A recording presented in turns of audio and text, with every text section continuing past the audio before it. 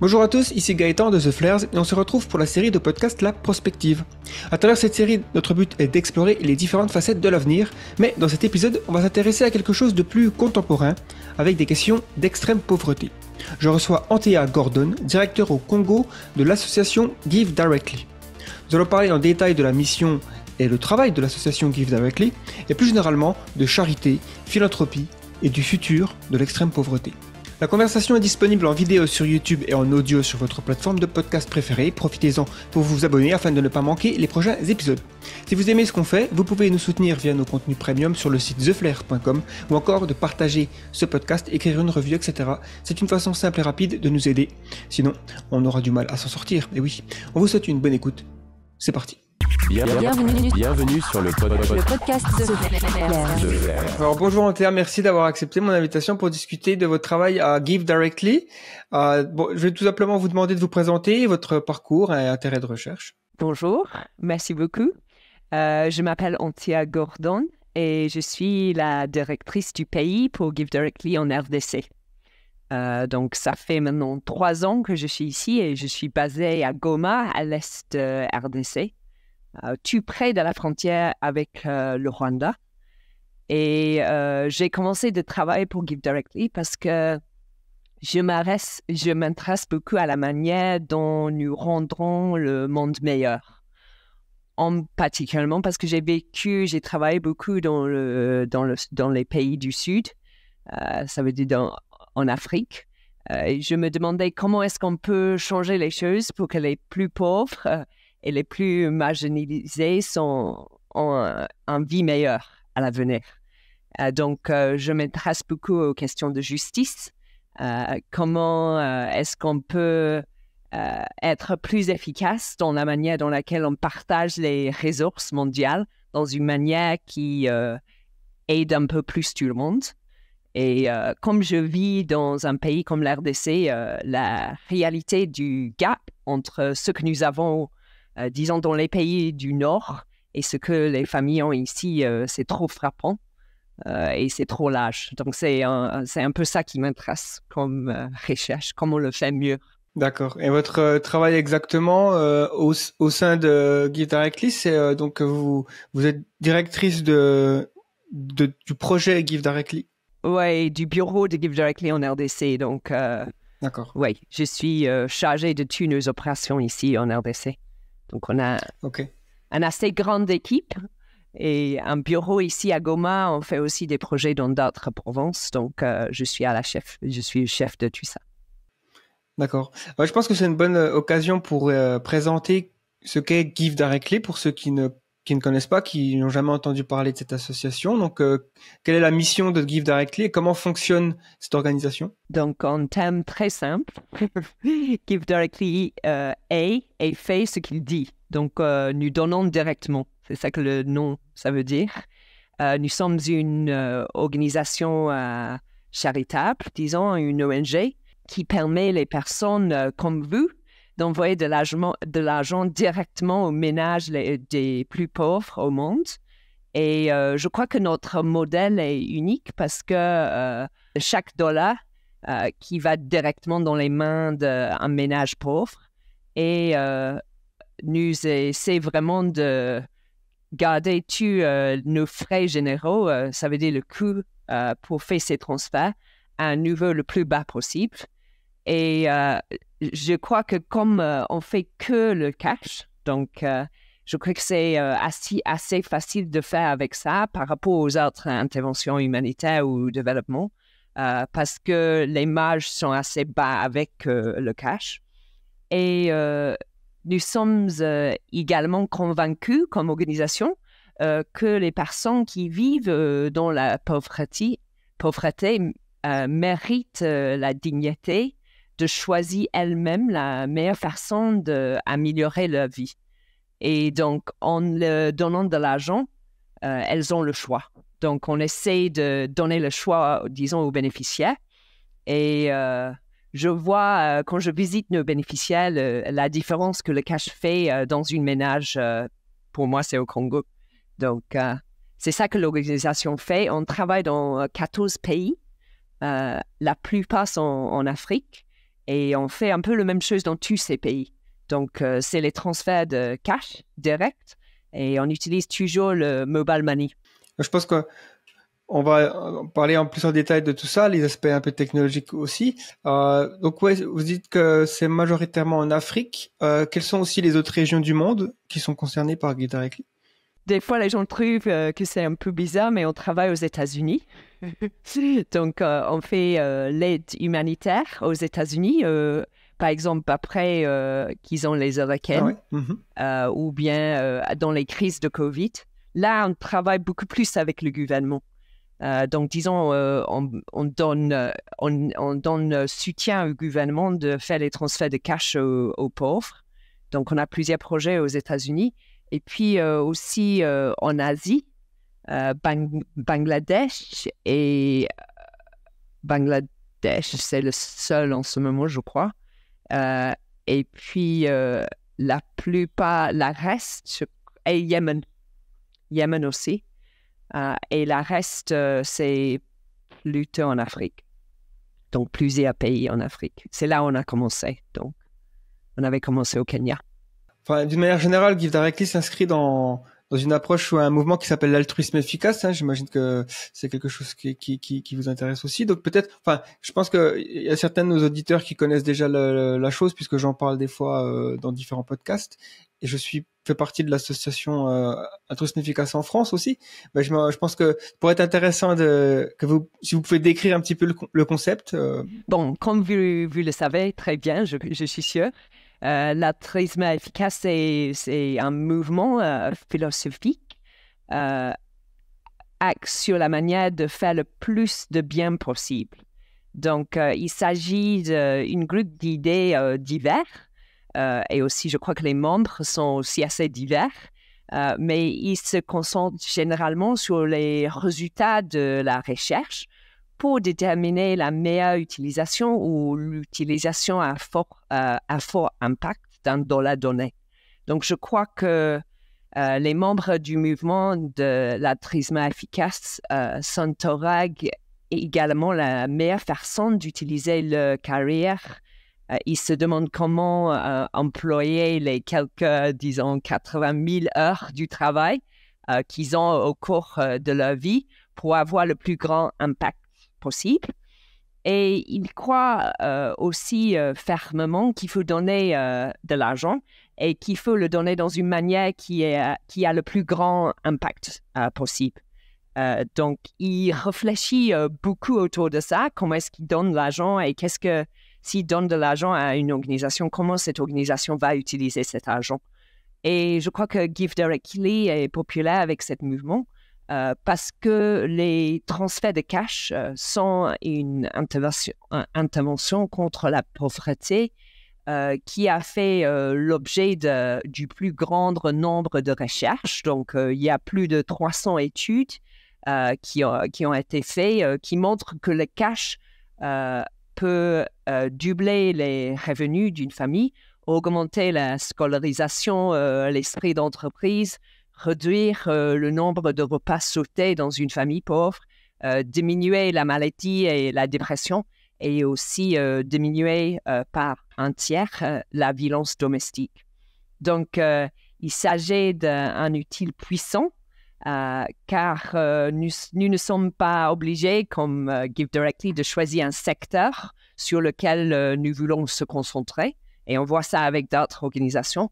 Nous ne sommes pas obligés d'essayer de concevoir le meilleur projet qui peut avoir un grand impact sur la santé, l'éducation, l'eau et assainissement, la nutrition, les moyens de subsistance durable, la sécurité alimentaire, le bien-être, parce que nous donnons simplement l'argent aux gens. Et eux, ils décident la meilleure façon possible de dépenser cet argent. Donc, je crois que ça c'est intéressant pour ce mouvement. Et en outre, GiveDirectly est efficace avec l'argent qu'on reçoit. Et je crois que ça aussi, ça intéresse les altruistes effectifs. Donc, environ 90% de chaque don va directement à une personne en situation de pauvreté. Et la reste, le 10%, représente seulement le coût qu'on a pour amener cet argent auprès des gens. Et donc, l'impact aussi, c'est fondé sur la recherche. Donc, je crois que c'est à cause de ces deux raisons pour lesquelles on est populaire avec les altruistes efficaces. Oui, parce que est-ce que Give Directly a été fondé avant que le mouvement altruisme efficace commence à gagner en popularité? Quelle est la date de fondation à peu près de Give Directly? 2012, je crois. On est assez jeune.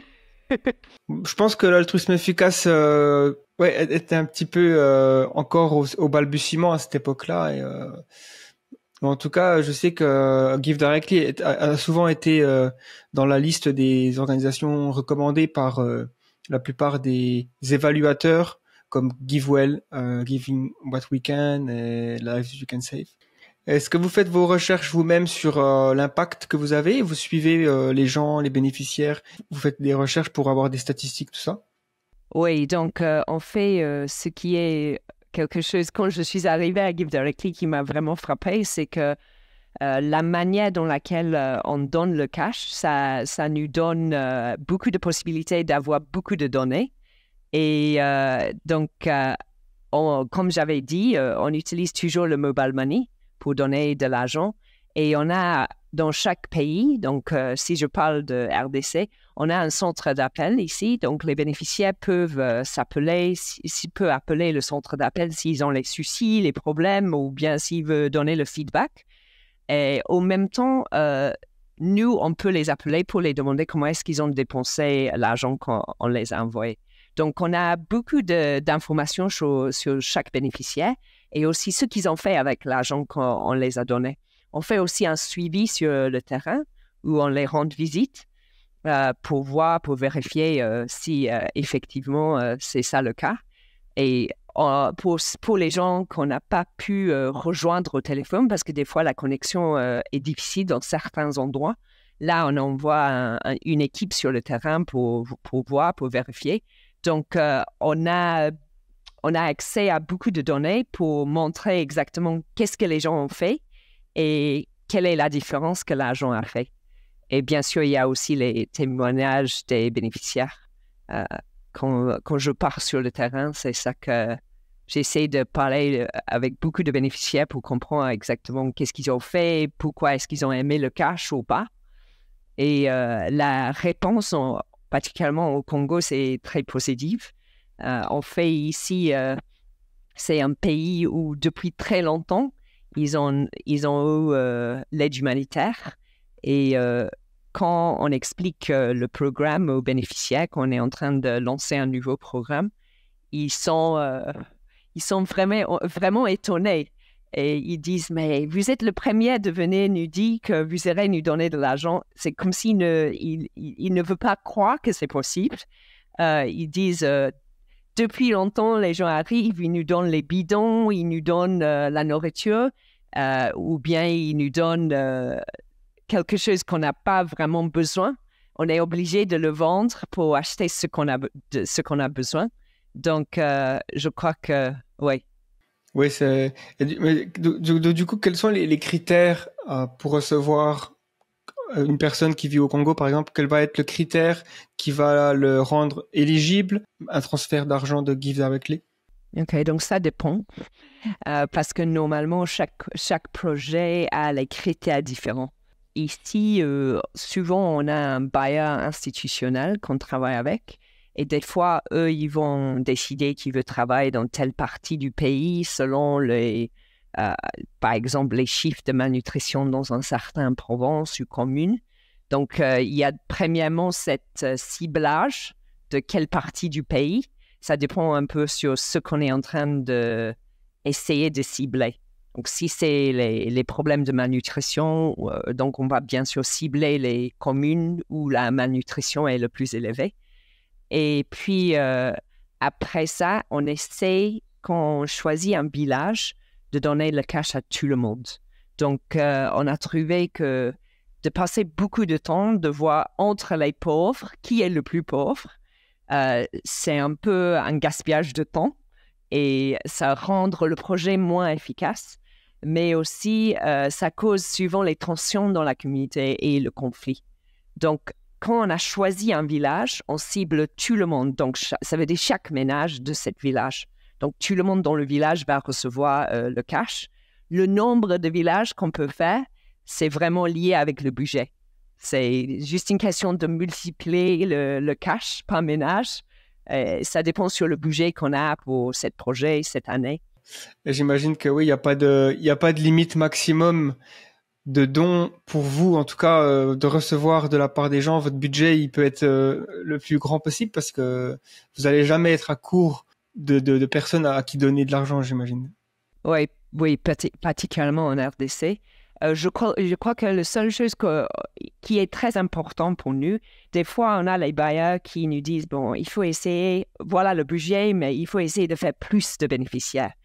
Mais pour Give Directly, le montant d'argent qu'on donne, on veut que cet argent, c'est pas seulement assez pour faire vivre quelqu'un, mais on veut que c'est un montant d'argent qui est assez pour vraiment changer la vie, pour que la personne sorte de la pauvreté.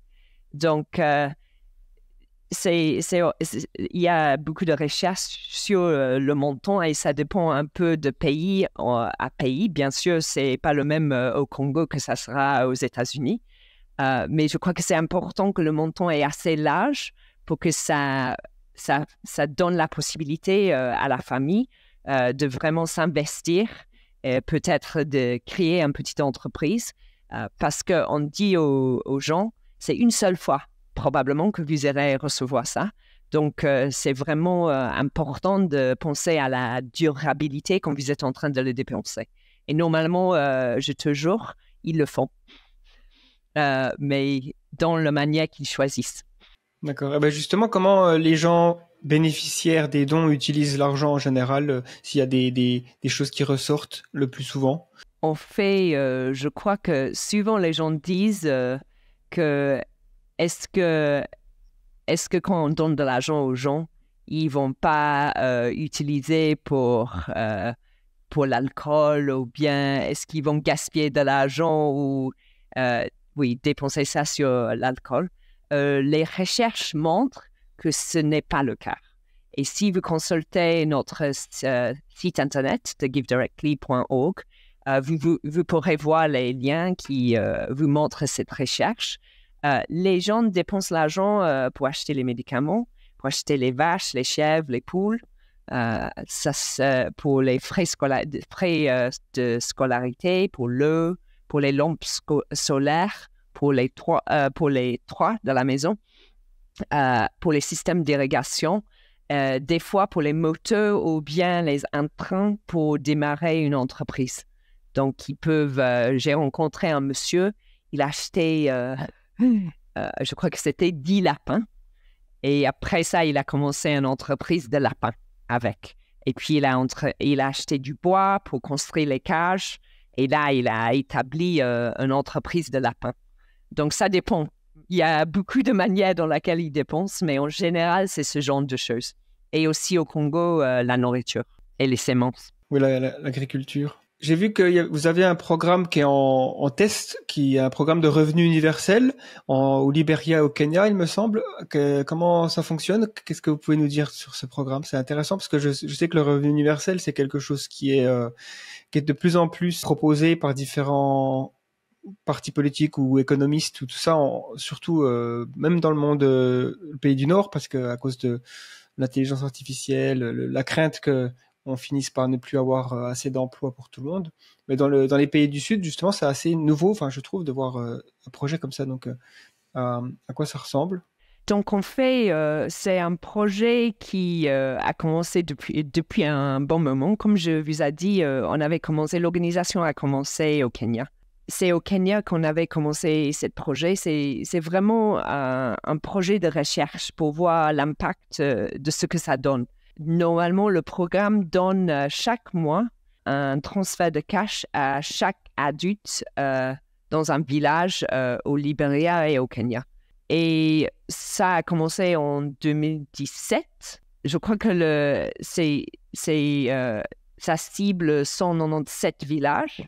Il y a aussi des villages de contrôle parce qu'on veut voir la différence. Je crois que souvent les gens disent que si vous donnez de l'argent régulièrement aux gens, ils vont devenir dépendants et ils vont plus chercher eux-mêmes à s'en sortir de leur situation. Jusqu'à maintenant, en fait, le projet va durer pendant 12 ans parce qu'on veut voir l'effet, l'impact du projet à la long terme. C'est très important. Il y a les effets déjà qui sortent et en fait, il y a plusieurs universités qui sont en train de nous soutenir pour faire un peu de recherche sur les effets du projet. C'est important que c'est externe. Ils ont divisé les villages pour voir est-ce que l'impact diffère si les gens reçoivent l'argent pendant 12 ans. Ça, c'est à la long terme. Mais ils ont aussi les villages où ils ont fait la même chose, mais pendant 2 ans seulement. Ils ont bien sûr les villages de contrôle où ils ne font rien. Ils n'ont pas de cash. Et il y a aussi les villages où ils ont reçu le même montant, mais dans un grand somme. Donc, au lieu de recevoir chaque mois, ils ont mis tout ensemble, ils ont donné ça aux gens tout à la fois. Donc, c'est ça un peu l'étude qu'on est en train de faire. Ce qu'on va faire, c'est de faire une comparaison entre ces villages et l'effet de ce projet pendant les différentes périodes. On a déjà appris certaines choses parce qu'en fait, ça fait longtemps depuis que ça a commencé. On voit déjà que le transfert a beaucoup augmenté le bien-être des gens sur les mesures sur la maladie, la dépression et la faim. Même avec COVID, il y avait une amélioration dans les villages où ils recevaient le cash. Et les gens qui sont en train de faire la recherche ont aussi noté qu'il y a une diminution de visites à l'hôpital. Ils ont diminué ils ont aussi augmenté les interactions commerciales qu'ils sont en train de faire. Oui. Donc, c'est un projet qui est toujours en train. Ce sera intéressant de voir. En fait, la raison pour laquelle on a fait, c'est parce qu'on veut voir est-ce que ça, c'est une manière de vraiment terminer la pauvreté dans certains pays. Donc, c'est vrai qu'on ne peut pas dire que si ça marche au Kenya, ça va marcher partout. Mais c'est une recherche qui va, nous espérons, nous aider à voir l'impact de ça et de voir, oui, qu'est-ce que ça donne dans ces communautés. Oui. Et donc, la date vu que ça prend 12 ans, quand est-ce que ce sera fini? En gros, quand est-ce que ça a commencé, le programme? Est-ce que c'était en 2012 Ça aussi? a commencé en 2017. D'accord. Donc, ça va terminer en 2029. D'accord. Donc, il reste un peu de temps. Oui, et puis il faudra aussi peut-être voir les effets après que le programme soit terminé pour voir si les gens qui ont... Oui, c'est ça. Voilà, comment ils s'en sortent après. Oui, pas qu'ils retombent tout de suite dans la pauvreté. Tout à fait. Vous avez mentionné qu'il y a qu'il y a déjà, enfin, il y a certainement des critiques sur les transferts d'argent, comme le fait que potentiellement les gens peuvent être dépendants, ou alors, ils peuvent utiliser l'argent reçu pour des choses qui finalement vont les nuire, mais ça finalement ça a été c'est pas vraiment vrai. Est-ce qu'il y a d'autres critiques qui sont des fois faites sur le transfert d'argent directement comme ça aux personnes dans le besoin? Probablement pour moi, c'est plus facile de vous parler de le contexte RDC. Ici, c'est un contexte qui est caractérisé par l'insécurité, par une absence de système bancaire et par les très mauvaises infrastructures, donc des routes, des réseaux téléphoniques. Il y a une grande partie du pays où c'est vraiment pas accessible. La critique qui porte quand on parle du fait qu'on fait le cash ici en RDC, c'est comment est-ce qu'on peut éteindre les gens avec le cash dans les endroits qui sont très inaccessibles, où ils ont peut-être pas accès à un marché local. Et qu'est-ce qu'on fait si l'argent est volé? Et c'est plutôt ces aspects pratiques que les gens soulèvent ici. Je crois que particulièrement dans le monde humanitaire. Le cash est maintenant très accepté. Je crois qu'il y a une discussion autour de combien il faut donner. Je crois que la plupart des organisations humanitaires et bien sûr les Nations Unies, ils décident le montant à donner selon ce qu'ils appellent le panier de besoins. Donc, ça veut dire pour une ménage moyenne, ils dépensent combien dans une semaine, dans un mois. Et le montant d'argent est décidé à la base de ça. Donc, il y a beaucoup de recherches au marché qui sont faites. Des fois, les organisations changent ça selon le nombre de personnes dans le ménage. Mais normalement, le montant est, disons, c'est juste pour assurer les besoins de base. Donc, pour que la famille puisse acheter à manger, pour qu'ils puissent, si c'est nécessaire, acheter les draps plastiques pour faire un genre d'abri. Donc, dans le contexte humanitaire, c'est vraiment du base, le montant. Et je crois que là aussi, des fois, on est critiqué parce que nous, on essaie de donner plus que ça. Parce qu'on se dit que même dans une situation d'humanitaire, si vous donnez juste le base, les gens ne vont pas sortir de la situation. Ils vont manger peut-être, mais ils seront toujours dans un site de déplacés. Et dès qu'ils sont dans un site de déplacés, il y a tous les problèmes, il y a sous-assainissement dans ces sites. Donc, c'est d'utiliser la technologie, mais aussi les nouvelles méthodes. Donc, on est en train d'essayer de donner les challenges dans le monde humanitaire. Parce qu'on a vu, par exemple, dans un pays comme le Congo, depuis, ils ont reçu l'aide humanitaire depuis les dizaines d'années, mais vraiment, la situation n'a pas vraiment changé. Il y a toujours une grande partie de la population qui sont pauvres et qui, pour chaque jour, ils luttent pour survivre. Donc, même avec tout ce qu'on a fait comme communauté internationale, communauté humanitaire, on n'a pas réussi à vraiment faire sortir la plupart de la population de la pauvreté. Donc, je crois que même avec les critiques, c'est important d'essayer de réfléchir différemment, essayer de faire les choses dans une manière différente pour voir qu'est-ce qui va marcher. Et c'est à cause de ça que nous, on essaie de donner les montants de cash plus larges.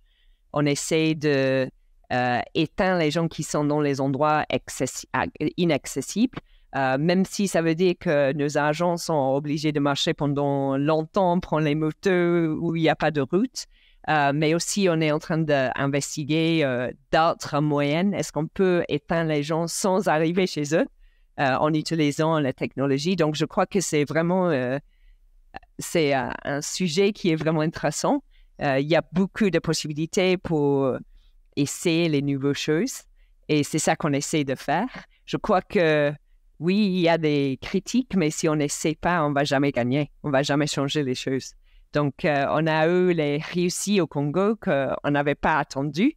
Les gens nous disaient, non, mais si vous donnez les transferts de cash dans un village très éloigné où il n'y a pas d'agent de mobile money, comment est-ce qu'ils vont avoir accès au cash? Mais il n'y avait pas de problème. Les gens, ils ont trouvé des solutions. Et ils ont marché, ils ont trouvé les agents de Momo. Et en fait, les agents de Momo sont aussi venus vers eux. Donc, je crois que des fois, on montre les problèmes sans vraiment essayer de trouver les solutions. Parce que les gens aussi, ils savent... on avait la même chose avec le réseau. Il y avait des villages où il n'y avait pas de réseau. Et les gens disaient, mais comment est-ce que vous irez faire les transferts monétaires s'il n'y a pas de réseau? Mais on a trouvé que dans la population, les gens savent, il y a telle colline que vous pourrez monter, là, vous aurez le réseau. Donc, dès qu'ils savent qu'il y a un transfert qui arrive, ils montent la colline ou bien ils montent un arbre et ils ont du réseau. Donc, il faut continuer d'essayer. Ouais, parce que j'imagine que ça doit être assez compliqué, cette idée de mobile money. D'ailleurs, comment ça fonctionne exactement? Parce que je me demandais, finalement, le transfert de l'argent, est-ce que vous arrivez dans un village avec un sachet de cash, de liquide, et vous le donnez ou... Enfin, non, parce que je me dis, ça peut être un peu compliqué sinon les gens risquent de se les voler. Donc, il faut, Mobile money, voilà, à quoi à quoi ça consiste? Donc, normalement, c'est... bon, je ne sais pas si vous avez ça en Australie, en France. Je crois que oui. Mais c'est une manière dans laquelle vous pourrez faire un transfert d'argent sur le téléphone de quelqu'un. Et lui, il peut aller vers un agent de mobile money pour retirer l'argent. Ça marche bien dans un contexte comme l'RDC parce que ici, les banques, bon, dans les grandes villes, bien sûr, il y a les banques. Mais si vous quittez les grandes villes, il n'y a pas de système bancaire. Et aussi, ce que j'ai trouvé intéressant ici, c'est que les frais bancaires sont très élevés. Pour quelqu'un pauvre, pourquoi il va payer les frais bancaires? Donc, la plupart des gens n'utilisent pas trop les banques. Donc, ça veut dire que d'avoir un transfert sur leur téléphone qui est toujours avec eux, ils peuvent décider quand est-ce qu'ils veulent retirer l'argent, ou bien s'il veut envoyer ça à quelqu'un d'autre, ou bien s'il veut acheter les unités avec, ou bien s'il veut payer quelque chose avec, parce que vous pourrez payer certaines choses par un mobile money. C'est vrai que dans des pays comme le Kenya, c'est beaucoup plus établi par rapport au Congo, mais de petit à petit, c'est en train de changer ici. Et ça donne aussi vraiment une occasion aux gens. Comment ça marche pour nos projets? Donc, ça dépend un peu sur l'endroit. Si on est dans un contexte urbain, la plupart des gens, ils ont un téléphone portable. Et là, c'est assez facile. On peut les enregistrer, on prend le numéro de téléphone et on peut les envoyer de l'argent. Dans un contexte rural, dans un village qui est un peu éloigné, c'est fort probable que beaucoup de gens n'en ont pas.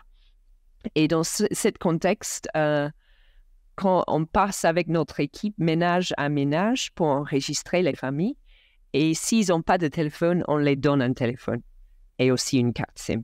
Donc, c'est ça qu'on avait fait. Et ça les donne aussi la possibilité après de continuer d'utiliser mobile money et bien sûr d'avoir un téléphone. Et ici, c'est possible d'acheter les téléphones assez moins chers. Donc, ouais, ça fait partie du programme dans les endroits ruraux. Ouais, c'est vrai que c'est bien, puisqu'en plus avoir accès à un téléphone, ça aussi ouvre la porte à Internet, j'imagine, et donc pour l'éducation, pour voilà, trouver des informations, la connaissance, tout ça, ça peut être super pratique pour voilà, les gens. Et donc j'avais aussi entendu parler que durant la période de Covid, c'était un peu compliqué parce que il y avait forcément des mesures sanitaires et donc c'était plus difficile de se déplacer dans les régions reculées. Comment vous avez géré la crise Covid? C'était vraiment une occasion pour nous parce que, comme vous avez dit, il y avait beaucoup de limitations qui étaient mises. Et je crois que pour la plupart des ONG, ils étaient vraiment bloqués parce que toutes les manières que normalement ils utilisent, où ils passent dans les communautés, ils font les réunions communautaires, tout ça, pour faire passer l'aide, c'était interdit. Au Congo, ce n'était pas trop le cas parce qu'on n'avait pas trop de restrictions ici. Mais je crois que, bon, mondialement, Give Directly, c'était vraiment une occasion pour nous. On a reçu beaucoup de dons. Et comme on utilise les téléphones mobiles, c'était possible pour nous de continuer de travailler et de continuer d'envoyer les transferts d'argent. Donc, et comme on fait le suivi par les centres d'appel, on pourrait continuer d'appeler nos bénéficiaires pour dire est-ce que vous avez reçu, est-ce que tout va bien, est-ce que vous avez des problèmes. Donc, sa continuité de nouveau financement qui est sorti à cause de Covid. Et c'est là où on a commencé de travailler avec le Fonds social. Le Fonds social, c'est un département gouvernemental et qui est chargé du protection sociale. Et pendant le COVID, bien sûr, il y avait beaucoup de problèmes, qu'il y avait beaucoup de gens qui avaient des problèmes économiques. Donc, le gouvernement a reçu des financements du Banque mondiale pour aider les plus pauvres qui avaient des problèmes graves à cause de COVID. Et on avait fait un programme avec eux où on ciblait les gens de loin. Donc, on n'a jamais rencontré ces gens. On a fait ça différemment d'une méthodologie qui s'appelle le géociblage, où on avait mis plusieurs bases de données sur une cartographie pour montrer quelles sont les communes dans la ville de Kinshasa qui sont les plus pauvres. Après ça, on les a envoyés un SMS pour les dire bonjour, nous sommes en train de faire un projet avec le Fonds social, est-ce que vous êtes intéressés? Là, les gens ont rempli un sondage sur le téléphone pour donner le consentement aux données, mais aussi pour accepter qu'ils voulaient faire partie du programme. Et là, on avait envoyé le cash directement. Et je crois que le plus rapide, c'était 45 secondes. Donc, ça veut dire, après que la personne a terminé le sondage, 45 secondes après, il a reçu son premier transfert. Donc, là, c'était vraiment une occasion pour nous pour montrer que la technologie et la cash ensemble, ça peut nous aider à surmonter des problèmes que nous avons comme le COVID, que même dans ces situations, c'est possible de donner de l'argent à ceux qui ont le plus besoin. C'est intéressant de voir le rôle de la technologie dans le travail de Give Directly, à quel point on peut s'adapter avec les nouveaux outils d'aujourd'hui. Est-ce que vous imaginez que l'intelligence artificielle pourra aussi jouer un rôle? J'aimerais dire oui. Je crois que oui. On est en train de réfléchir à la manière dans laquelle nous pouvons utiliser l'intelligence artificielle. Nous savons déjà que nous pouvons l'utiliser pour améliorer notre efficacité et peut-être pour améliorer l'efficacité du ciblage des plus pauvres, peut-être avec les données et les algorithmes. Et puis, je crois que peut-être on peut aussi l'utiliser pour identifier les cas de fraude. On fait pour optimiser davantage nos méthodes de travail, on fait afin de réduire les coûts, d'apporter plus d'argent aux pauvres. Mais pour être honnête, nous sommes encore en train d'explorer et nous aimerions que s'il y a les gens qui écoutent, qui ont les idées de comment on peut l'utiliser, ce sera bienvenu. Parce que je crois que c'est toujours quelque chose qu'on est en train d'investiguer. Oui, c'est vrai que ça évolue vite en ce moment, donc il y a beaucoup de choses qui peuvent être faites avec l'IA. Oui. Quelle est votre vision à long terme pour Give Directly, les projets d'avenir, s'il y a des programmes en cours, ou en projet, je sais pas, la vision que vous pouvez avoir avec cette organisation, que ce soit au Congo, mais plus globalement aussi. Globalement, ok. Donc, je crois que l'organisation est très ambitieuse. Et ce qu'on veut faire, c'est de voir si on peut faire ce qu'on fait en ce moment à grande échelle. Donc, en ce moment, comme je vous ai dit, on essaie de cibler village par village. Mais qu'est-ce qui va se passer si, par exemple, on pourrait donner de l'argent à tout le monde dans une province? Qu'est-ce qui va se passer? Ou bien, si on pourrait donner de l'argent à tout le monde dans un pays? Quand je dis à tout le monde, je veux dire tous les gens qui sont dans la pauvreté. Si on pourrait cibler tout le monde dans un pays qui vit en pauvreté et les donner un transfert de cash, qu'est-ce qui va se passer à l'économie? Qu'est-ce qui va se passer pour chaque individu, pour chaque ménage dans ce cas? Donc, je crois que ça, c'est quelque chose que Give Directly est en train de réfléchir là-dessus. Est-ce qu'on peut essayer de faire les projets de plus en plus grands et voir qu'est-ce que c'est les effets et d'utiliser la technologie pour le ciblage et pour aussi pour la manière dans laquelle on envoie l'argent, comme on a fait en RDC, mais aussi voir qu'est-ce que ça donne quand on fait ça à grande échelle. Et je crois que ça sera intéressant d'avoir un peu de recherche sur ça. Pour nous, bien sûr, c'est pour aider le plus grand nombre de gens. Mais comme je vous ai dit, c'est aussi pour faire, disons, un plaidoyer dans le système d'aide humanitaire pour voir est-ce que si par exemple, on faisait ça au niveau d'une province comme notre Kivu, qu'est-ce qu'on va voir comme différence? Est-ce que ça sera mieux que tous les ONG qui sont ici en ce moment en train de faire un peu mêlis-mêleux partout? Est-ce que l'impact sera plus grand? Parce que vraiment mettre les décisions, le pouvoir dans la main des bénéficiaires. Donc ça, c'est quelque chose que l'organisation est en train de réfléchir là-dessus.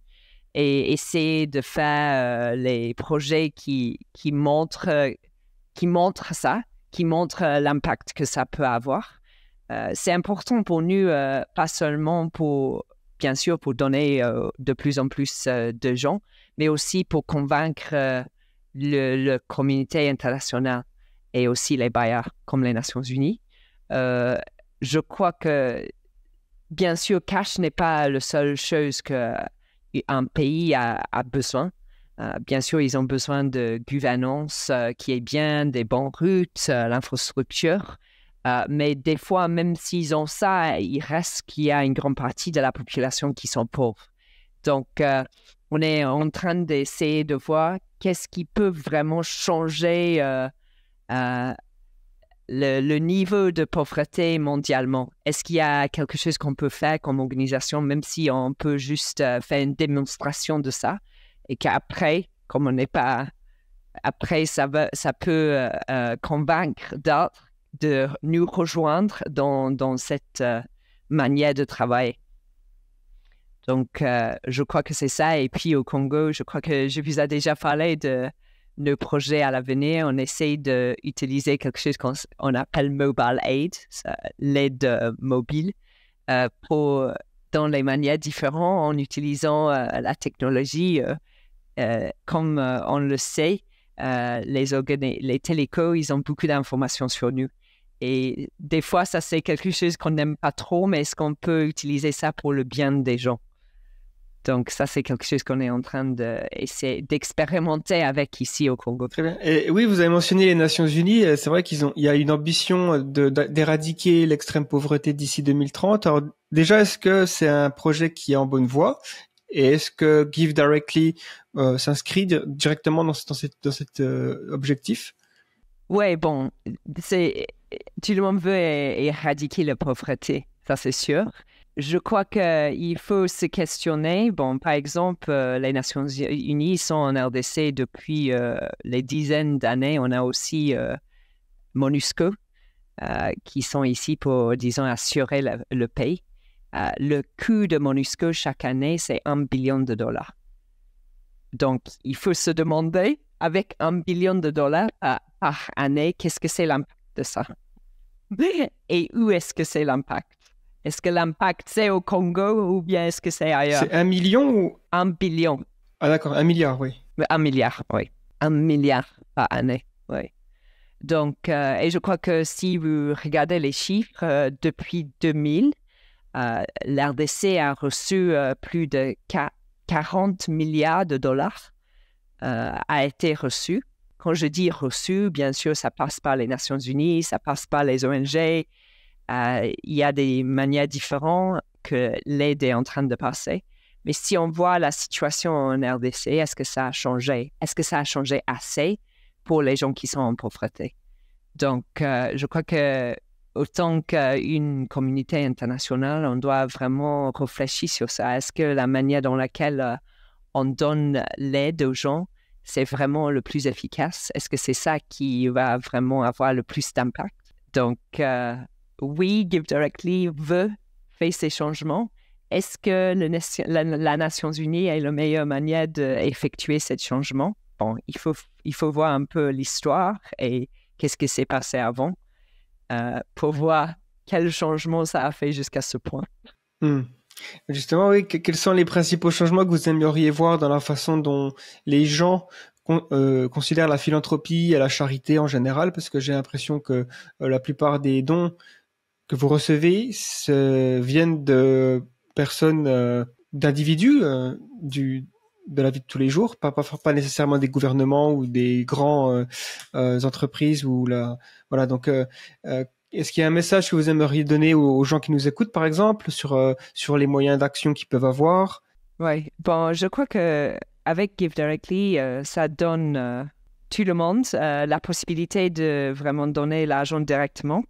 Et bon, je vous encourage de regarder notre site internet, givedirectly.org, et de voir si vous pourrez donner même un petit montant par mois, parce que vraiment, ça peut faire un grand changement. On essaie de donner ça dans une manière la plus efficace directement aux familles en pauvreté. Donc, je crois ça. Et je me dis aussi que c'est important de se questionner. Quand vous êtes en train de donner de l'argent, en fait, c'est quelque chose que j'aime beaucoup avec l'altruisme efficace, qu'il réfléchit beaucoup sur qu'est-ce que c'est l'impact de l'argent que je suis en train de donner. Et je crois que c'est important pour chacun de nous parce que des fois, on donne parce qu'on sait qu'on devrait ou bien on se sent un peu coupable, donc on donne. Mais c'est aussi important de voir là où vous êtes en train de donner et comment cette organisation va utiliser l'argent. Donc, je vous encourage de réfléchir sur la manière dans laquelle vous êtes en train de donner et puis peut-être aussi de regarder le site Internet de Give Directly parce que je trouve aussi qu'il y a beaucoup de recherches qui se trouvent là-bas, qui est aussi intéressant sur l'impact du cash. Et aussi, on a fait les comparaisons du cash par rapport aux autres manières de donner de l'aide humanitaire. Je crois que c'est vraiment un domaine très intéressant.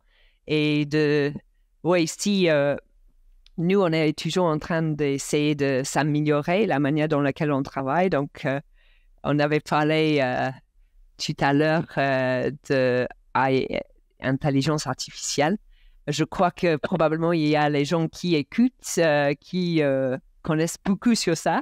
On est vraiment ouverte si vous avez les idées ou bien les manières dans lesquelles on peut s'améliorer. Je crois que c'est vraiment un travail de nous tous de réfléchir à comment est-ce qu'on peut utiliser la technologie qu'on a maintenant pour faire du bien, pas seulement à les pays à l'Occident, mais aussi dans les pays comme le Congo. Oui, c'est vrai que c'est une bonne idée d'encourager les gens à réfléchir à ce qu'ils peuvent faire avec leurs compétences, leur carrière et aussi avec leurs dons. Et donc, j'encourage tout le monde qui nous écoute à se renseigner sur le site Give Directly. Je mettrai le lien dans la description. C'est tout pour moi. C'était les questions que j'avais en tête. Merci beaucoup en tout cas d'avoir accepté de répondre à ces questions, de nous avoir un peu plus informé sur Give Directly. Je vous souhaite bonne continuation en tout cas. Je sais que c'est une des associations à qui je donne personnellement, donc ça me fait plaisir d'en apprendre plus sur les coulisses. Et bienvenue au Congo. Si jamais vous êtes au Congo, il faut venir me voir. Oui, c'est vrai que j'aimerais bien visiter l'Afrique, donc oui. Merci beaucoup.